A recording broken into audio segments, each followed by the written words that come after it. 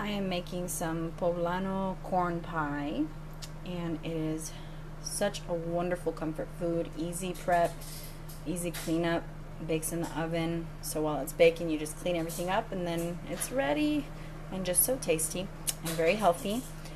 Just want to run through the ingredients real quick. You're going to need a large onion, a whole green pepper, 3 garlic cloves, and some olive oil to saute all of that in.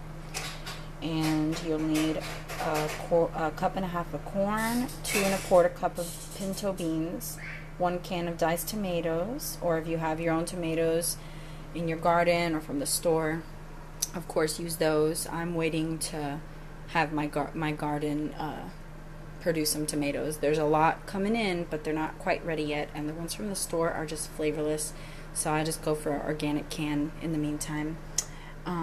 Also, you'll need 2 teaspoons of chili powder, 1 teaspoon of oregano, 1 teaspoon of cumin, and salt and pepper. And this is all for the filling. I did want to share something I do with my herbs. I just hang them over my sink, especially oregano, because oregano is not very good fresh. It's better dry. So I just let it dry and I use it fresh in the kitchen. It's so handy.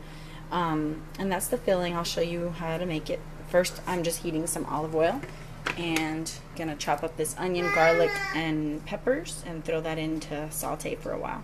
Pie. Okay, so I've thrown the onions in first, and once they're translucent, I will throw in the 3 minced garlic cloves and the whole green pepper chopped into nice little bite-sized pieces. So yeah, we're just gonna wait for these to get a little bit more translucent. Okay, the onions were ready, and now I've thrown in the garlic and green pepper. And now this will need to saute until the onions become brown and toasty. So it's going to take a good 5 to 10 minutes to accomplish that. You don't want them to burn, so of course stir them frequently and make sure the heat's not too high. It should be like on a medium. And once they're nice and brown, we'll see what to do next. I always make way more beans than I need so that I can freeze the rest. That way next time I need pinto beans, I won't need to soak them overnight and boil them the day I'm making the dish. I can just defrost them. Just like you would grab meat in the morning and let it defrost for your dinner, I can pull this out in the morning and let it defrost for my dinner. And it makes it really convenient. And I think you can't refreeze meat after it's defrosted. Well, guess what? You can refreeze beans after they're defrosted. So that's even more convenient. If you end up freezing more than you need by accident or whatever, you can just put them back in the freezer. So this is continuing to saute. As you can see, the onions are starting to get a little golden. We're going to let it keep going a little longer. In the meantime, we've got 5 cups of water, which I'm going to bring to a boil. This is going to play kind of as the crust to our pie. It is going to be cornmeal. So we've got 5 cups of water. I'm going to throw in a little salt to give it a little flavor. It's supposed to be half a teaspoon of salt. And then you're going to need a cup and a quarter of cornmeal.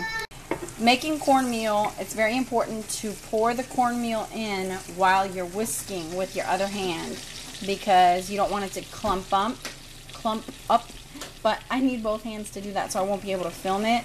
So what I usually do is, I'm right-handed, so I'll be steadily pouring in the cornmeal from the measuring cup with my left hand, and as it's going into the water, whisking it quickly. Let me grab my whisk, and that way it'll avoid clumping up. You just do this the whole time, and it sounds intimidating if you've never made it. Don't worry, as long as you whisk, it's gonna be okay. So just give it a shot, and you know what? If it clumps up, it's okay too. So I'm gonna take care of that, and we'll check out the filling in just a minute. So now it's really thick because I just put it in there, but it's gonna need to be on a low heat, the lowest, like a medium low, and let it cook for about 20 minutes. The grain needs to get soft, so it takes about 20 minutes to do that. And now we will continue with this. Those onions look ready. They're so golden and caramelized. We're going to start adding everything else. Gotta add our beans. And I gotta open everything else up. Okay, so I've just added the corn, chili powder, cumin, oregano, salt and pepper. I'm getting it mixed up real good. And once everything's evenly coated with the seasonings, I'll throw in the can of diced tomatoes and let it simmer for about 10-15 minutes. Get all the flavors blended real good. Here's a stem from the oregano. And looks beautiful. I'm so excited. I love this dish.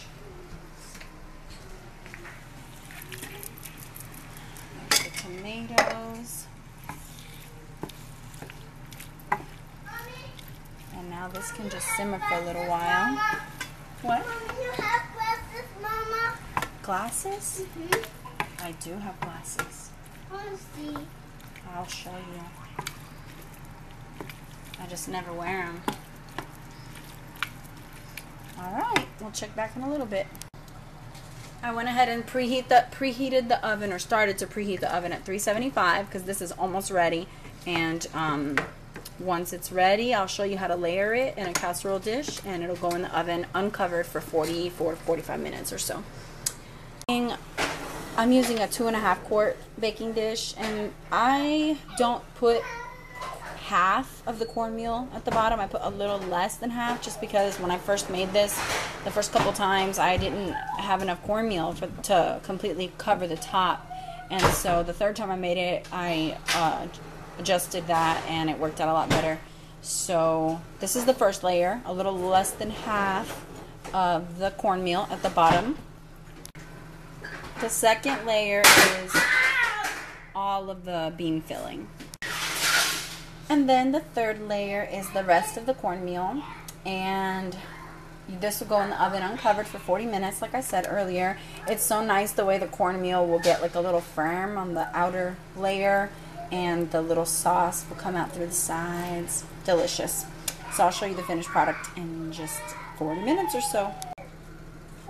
I'm making a yummy salad to go along with our Poblano corn pie for tonight. It's got seeds, nuts, tomatoes, green leaf lettuce, cilantro, and parsley. And I'll top it off with some avocado once we're serving. And then the dressing, look baby, the dressing is sun butter, which is sunflower seed butter, with balsamic, olive oil, and flax meal, and honey. And just whisk that together, and it's delicious and fresh and homemade and non-processed, and yeah. And here's the finished product. Delicious. I hope you like it.